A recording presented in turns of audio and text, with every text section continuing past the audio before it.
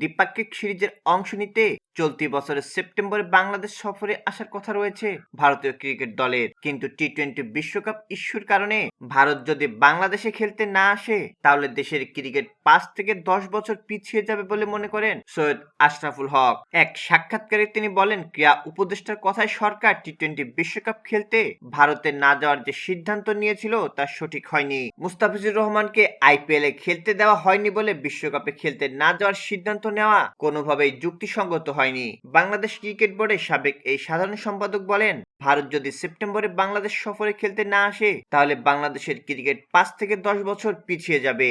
বর্তমান সরকারের দায়িত্ব ভারতকে রাজি করিয়ে খেলতে নিয়ে আসা। আশা করছি সেই দৃশ্যই দেখতে পাবো। সৈয়দ আশরাফ দাবি করেন, বাংলাদেশ দলকে ভারতে খেলতে না যাওয়ার জন্য উস্কে দিয়েছিলেন পাকিস্তান ক্রিকেট বোর্ডের চেয়ারম্যান মহসিন নাকভি। তিনি বলেন, ক্রিকেট প্রশাসক হিসাবে আমি সততা ও দায়বদ্ধতায় বিশ্বাসী।